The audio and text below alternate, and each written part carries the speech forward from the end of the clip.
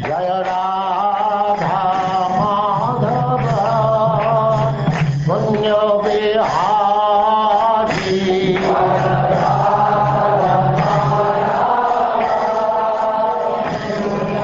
And now chapter 24, chanting the song sung by Lord Shiva.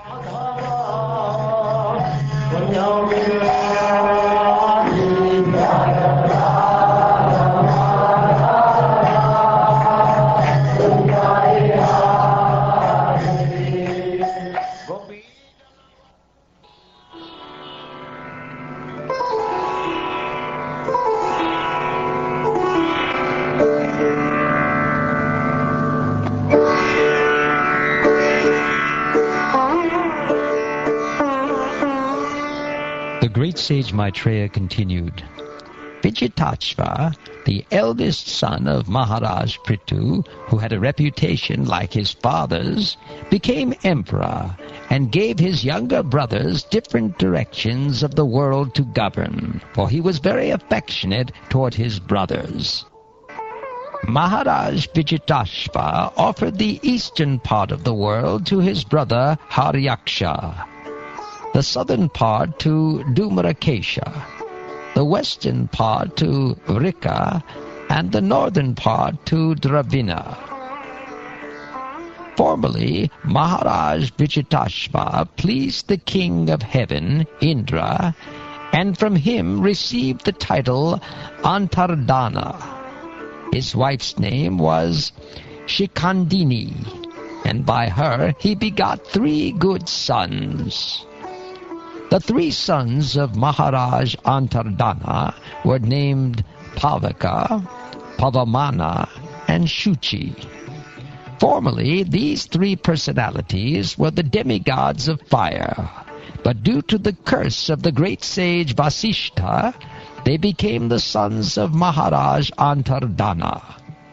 As such, they were as powerful as the fire gods, and they attained the destination of mystic yogic power, being again situated as the demigods of fire.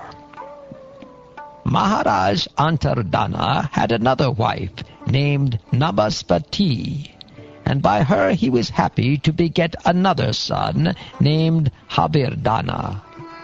Since Maharaj Antardana was very liberal, he did not kill Indra while the demigod was stealing his father's horse at the sacrifice.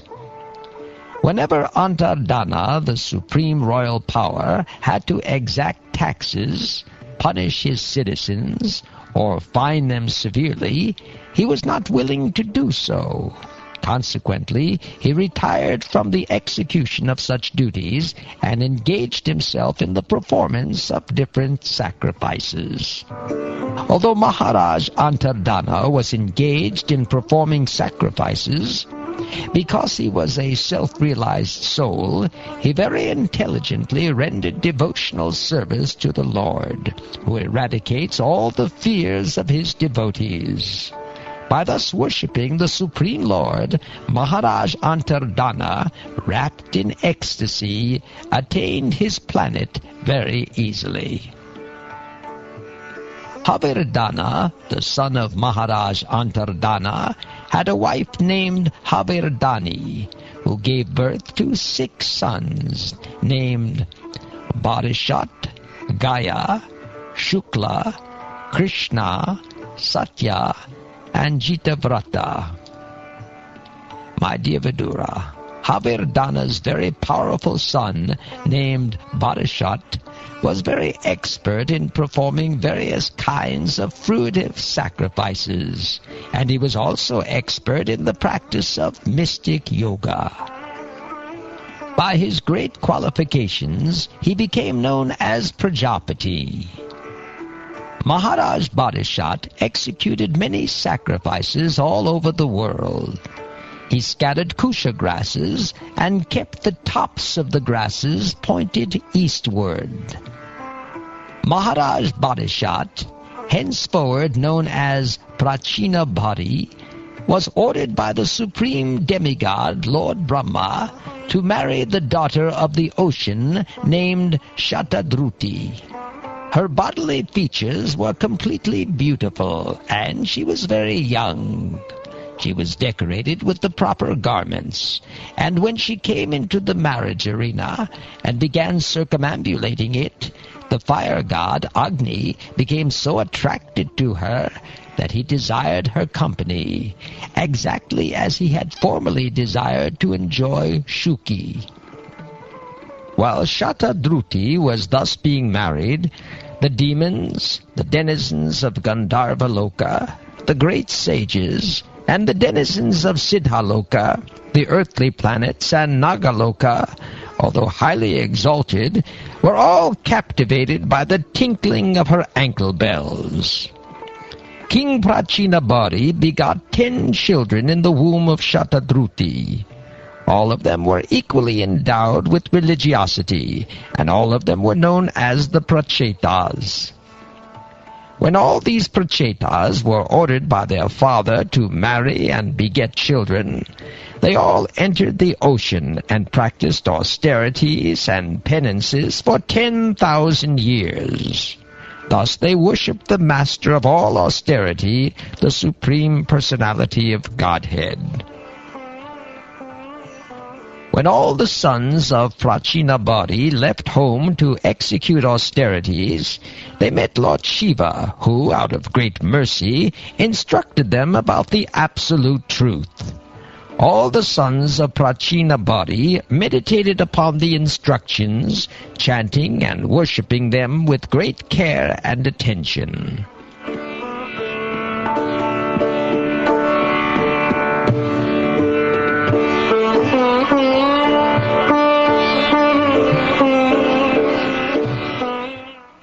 Vidura asked Maitreya, "My dear Brahmin, why did the Prachetas meet Lord Shiva on the way? Please tell me how the meeting happened, how Lord Shiva became very pleased with them, and how he instructed them. Certainly such talks are important, and I wish that you please be merciful upon me and describe them."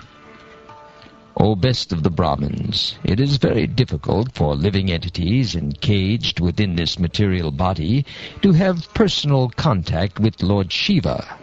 Even great sages who have no material attachments do not contact him, despite their always being absorbed in meditation to attain his personal contact.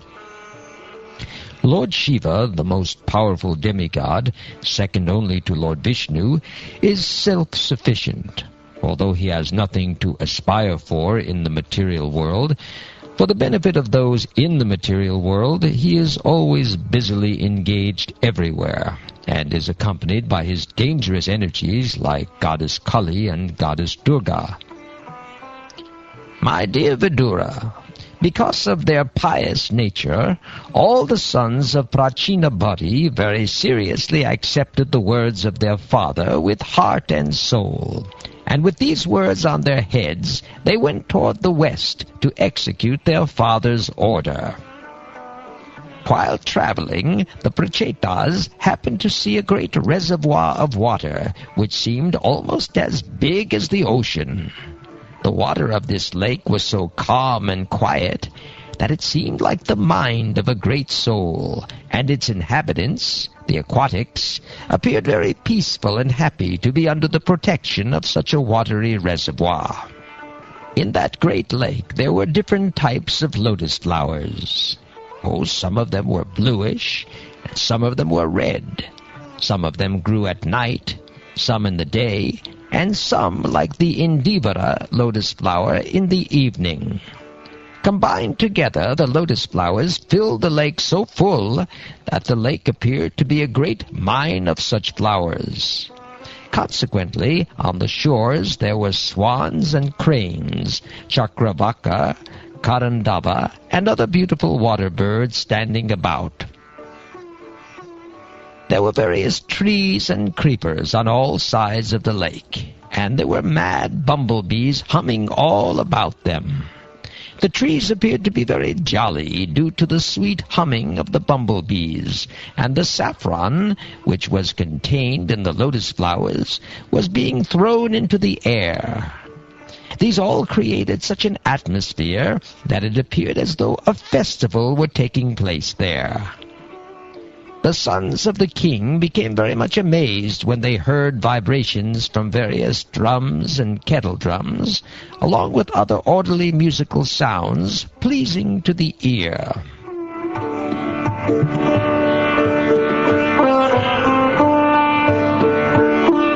The Prachetas were fortunate to see Lord Shiva, the chief of the demigods, emerging from the water with his associates. His bodily luster was just like molten gold. His throat was bluish, and he had 3 eyes, which looked very mercifully upon his devotees.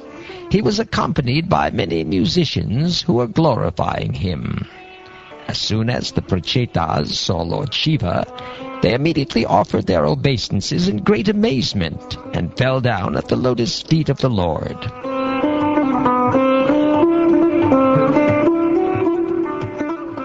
Lord Shiva became very pleased with the Prachetas, because generally Lord Shiva is the protector of pious persons and persons of gentle behavior.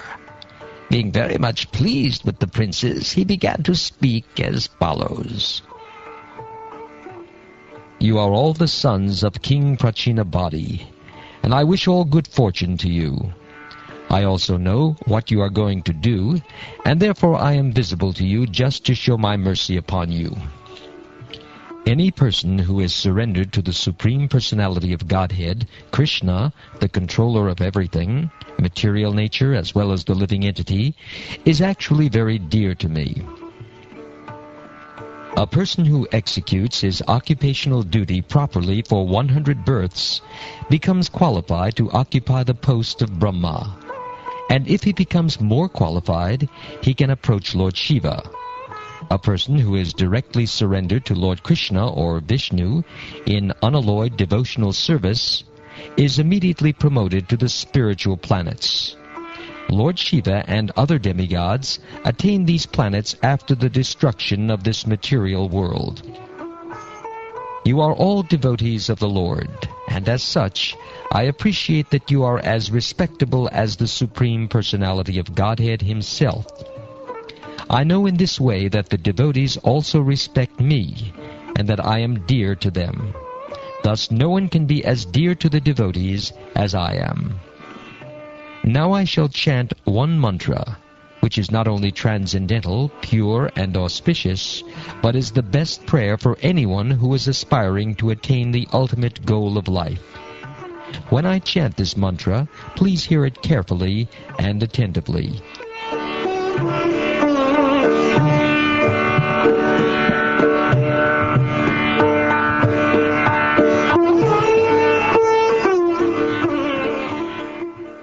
Out of his causeless mercy, the exalted personality, Lord Shiva, a great devotee of Lord Narayan, continued to speak to the king's sons, who were standing with folded hands. Lord Shiva addressed the Supreme Personality of Godhead with the following prayer. O Supreme Personality, glories unto you. You are the most exalted of all self-realized souls. Since you are always auspicious for the self-realized, I wish that you be auspicious for me. You are worshipable by virtue of the all-perfect instructions you give. You are the Super-Soul. Therefore I offer my obeisances unto you as the Supreme Living Being. My Lord, you are the origin of the creation by virtue of the lotus flower, which sprouts from your navel. You are the supreme controller of the senses and the sense objects, and you are also the all-pervading Vasudeva. You are most peaceful, and because of your self-illuminated existence, you are not disturbed by the 6 kinds of My dear Lord, you are the origin of the subtle material ingredients, the master of all integration, as well as the master of all disintegration, the predominating deity named Master of all intelligence, known as the predominating deity Pradyumna. Therefore I offer my respectful obeisances unto you. My Lord, as the supreme directing deity known as Aniruddha, You are the master of the senses and the mind. I therefore offer my obeisances unto you again and again.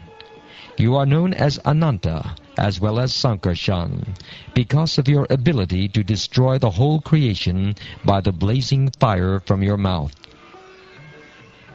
My Lord, O Aniruddha, you are the authority by which the doors of the higher planetary systems and liberation are opened. You are always within the pure heart of the living entity. Therefore I offer my obeisances unto you. You are the possessor of semen, which is like gold, and thus in the form of fire you help the Vedic sacrifices, beginning with Chaturhotra. Therefore I offer my obeisances unto you. My Lord, you are the provider of the Pitralokas as well as all the demigods. You are the predominating deity of the moon, and the master of all three Vedas. I offer my respectful obeisances unto you because you are the original source of satisfaction for all living entities. My dear Lord, you are the gigantic universal form, which contains all the individual bodies of the living entities. You are the maintainer of the three worlds, and as such, you maintain the mind, senses, body, and air of life within them. I therefore offer my respectful obeisances unto you. My dear Lord, by expanding your transcendental vibrations, you reveal the actual meaning of everything. You are the all-pervading sky within and without, and you are the ultimate goal of pious activities executed both within this material world and beyond it. I therefore offer my respectful obeisances again and again unto you. My dear Lord, you are the viewer of the results of pious activities. You are inclination, disinclination, and their resultant activities. You are the cause of the miserable conditions of life caused by irreligion, and therefore you are death. I offer you my respectful obeisances. My dear Lord, you are the topmost of all bestowers of all benediction, the oldest and supreme enjoyer amongst all enjoyers. You are the master of all the world's metaphysical philosophy, for you are the supreme cause of all causes, Lord Krishna. You are the greatest of all religious principles, the supreme mind, and you have a brain which is never checked by any condition. Therefore I repeatedly offer my obeisances unto you.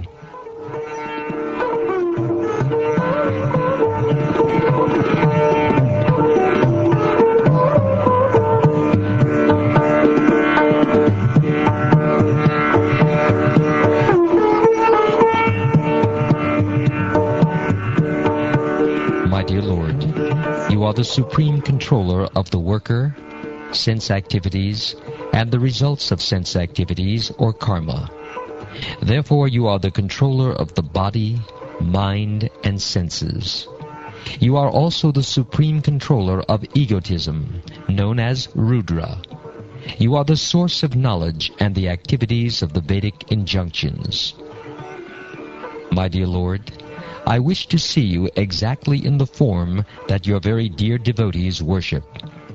You have many other forms, but I wish to see your form that is especially liked by the devotees. Please be merciful upon me, and show me that form, for only that form worshipped by the devotees can perfectly satisfy all the demands of the senses. The Lord's beauty resembles a dark cloud during the rainy season. As the rainfall glistens, his bodily features also glisten. Indeed, he is the sum total of all beauty. The Lord has 4 arms and an exquisitely beautiful face, with eyes like lotus petals, a beautiful highly raised nose, a mind-attracting smile, a beautiful forehead, and equally beautiful and fully decorated ears. The Lord is super excellently beautiful on account of his open and merciful smile, and his sidelong glance upon his devotees. His black hair is curly, and his garments, waving in the wind, appear like flying saffron pollen from lotus flowers. His glittering earrings, shining helmet, bangles, garland, ankle bells, waist belt, and various other bodily ornaments combine with conch shell, disc, club, and lotus flower to increase the natural beauty of the Kostaba pearl on his chest. The Lord has shoulders just like a lion's. Upon these shoulders are garlands, necklaces, and epaulets, and all of these are always glittering. Besides these, there is the beauty of the Kostaba money pearl, and on the dark chest of the Lord there are streaks named Shrivatsa, which are signs of the goddess of fortune. The glittering of these streaks excels the beauty of the golden streaks on a gold-testing stone. Indeed, such beauty defeats a gold-testing stone. The Lord's abdomen is beautiful due to the 3 ripples in the flesh. Being so round, his abdomen resembles the leaf of a banyan tree, and when he exhales and inhales, the movement of the ripples appears very, very beautiful.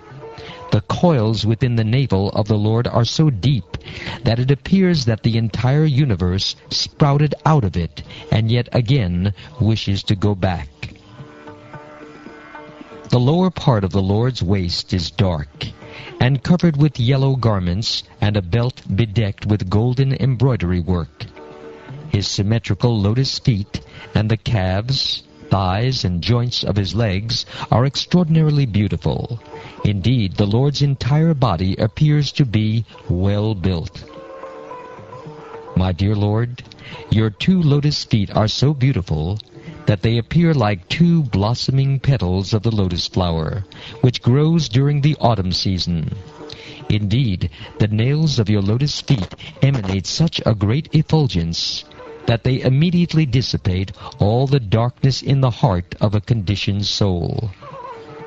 My dear Lord, kindly show me that form of yours, which always dissipates all kinds of darkness in the heart of a devotee. My dear Lord, you are the supreme spiritual master of everyone.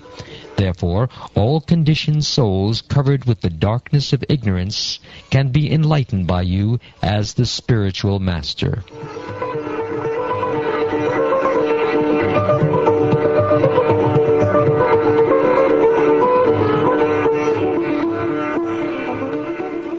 My dear Lord, those who desire to purify their existence must always engage in meditation upon your lotus feet, as described above. Those who are serious about executing their occupational duties and who want freedom from fear must take to this process of bhakti yoga. My dear Lord, the king in charge of the heavenly kingdom is also desirous of obtaining the ultimate goal of life, devotional service. Similarly, you are the ultimate destination of those who identify themselves with you, Aham Brahmasmi. However, it is very difficult for them to attain you, whereas a devotee can very easily attain your lordship. My dear Lord, pure devotional service is even difficult for liberated persons to discharge, but devotional service alone can satisfy you. Who will take to other processes of self-realization if he is actually serious about the perfection of life? Simply by expansion of his eyebrows, invincible time personified can immediately vanquish the entire universe. However, formidable time does not approach the devotee who has taken complete shelter at your lotus feet. If one by chance associates with a devotee even for a fraction of a moment, he no longer is subject to attraction by the results of karma or jnana. What interest then can he have in the benedictions of the demigods who are subject to the laws of birth and death?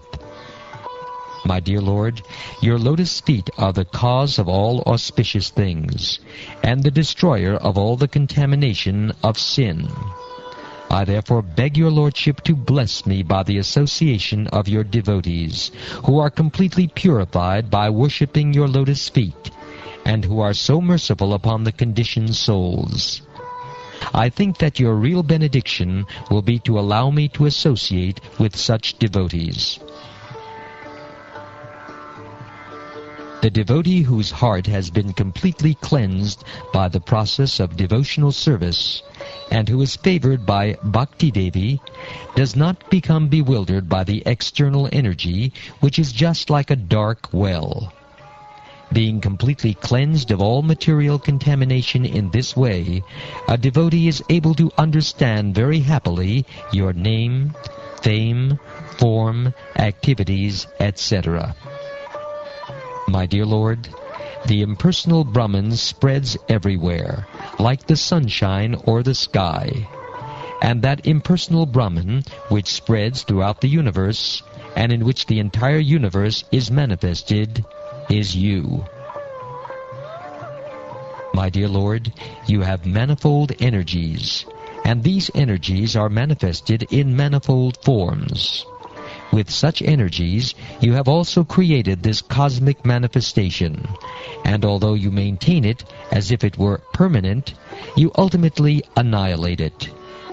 Although you are never disturbed by such changes and alterations, the living entities are disturbed by them, and therefore they find the cosmic manifestation to be different or separated from you. My Lord, you are always independent, and I can clearly see this fact. My dear Lord, your universal form consists of all 5 elements: the senses, mind, intelligence, false ego, which is material, and the Paramatma, your partial expansion, who is the director of everything. Yogis other than the devotees, namely the Karma Yogi and Jnana Yogi, worship you by their respective actions in their respective positions.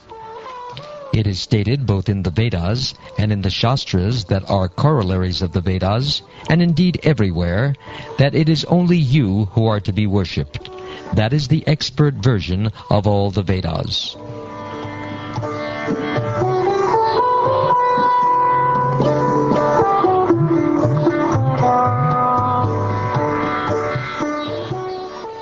My dear Lord, you are the only Supreme Person, the cause of all causes. Before the creation of this material world, your material energy remains in a dormant condition. When your material energy is agitated, the 3 qualities, namely goodness, passion, and ignorance, act, and as a result, the total material energy, egotism, ether, air, fire, water, earth, and all the various demigods and saintly persons, becomes manifest. Thus the material world is created. My dear Lord, after creating by your own potencies, you enter within the creation in 4 kinds of forms. Being within the hearts of the living entities, you know them and know how they are enjoying their senses. The so-called happiness of this material creation is exactly like the bee's enjoyment of honey after it has been collected in the honeycomb. My dear Lord, your absolute authority cannot be directly experienced, but one can guess by seeing the activities of the world that everything is being destroyed in due course of time. The force of time is very strong, and everything is being destroyed by something else, just as one animal is being eaten by another animal. Time scatters everything, exactly as the wind scatters clouds in the sky. My dear Lord, all living entities within this material world are mad after planning for things, and they are always busy with the desire to do this or that. This is due to uncontrollable greed. The greed for material enjoyment is always existing in the living entity, but your lordship is always alert, and in due course of time you strike him, just as a snake seizes a mouse and very easily swallows him. My dear Lord, any learned person knows that unless he worships you, his entire life is spoiled. Knowing this, how could he give up worshipping your lotus feet?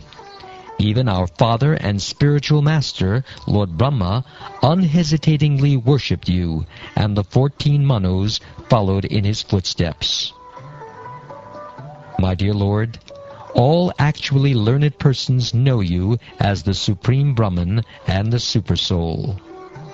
Although the entire universe is afraid of Lord Rudra, who ultimately annihilates everything, for the learned devotees, you are the fearless destination of all.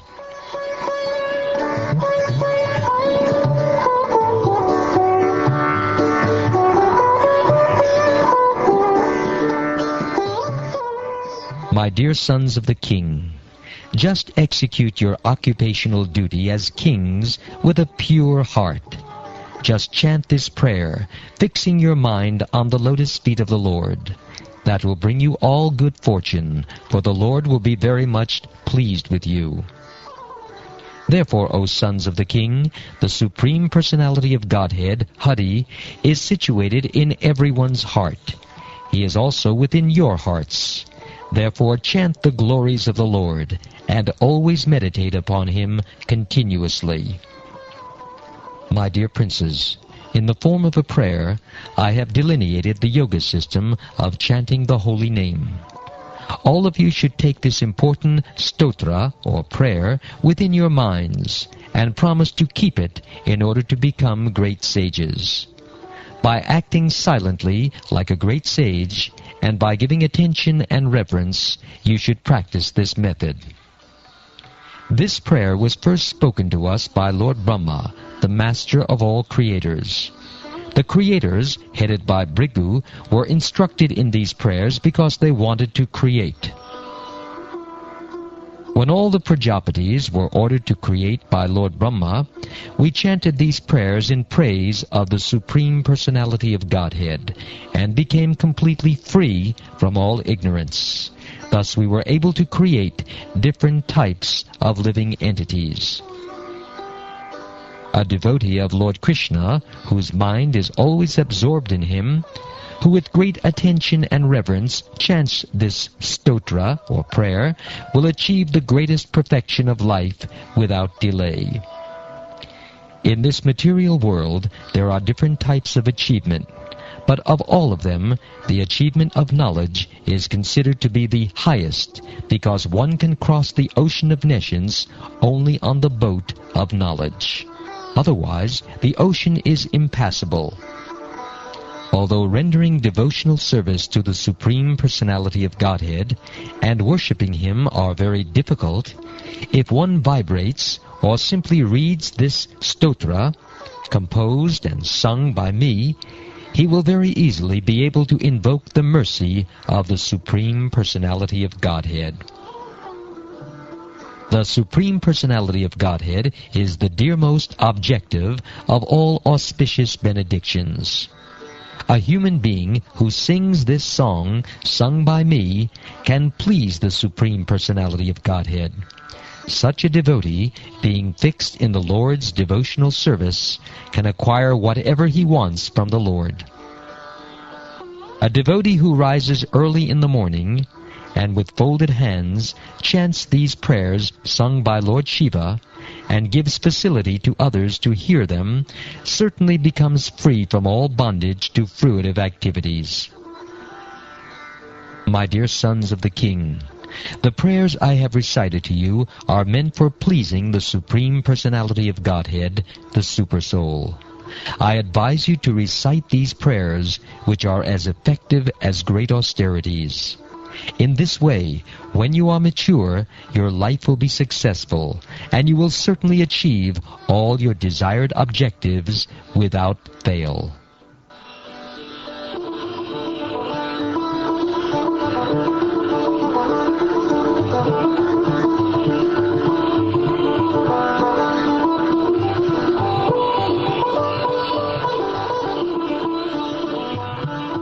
Thus ends the 24th chapter of the 4th canto of the Srimad Bhagavatam, entitled chanting the song sung by Lord Shiva.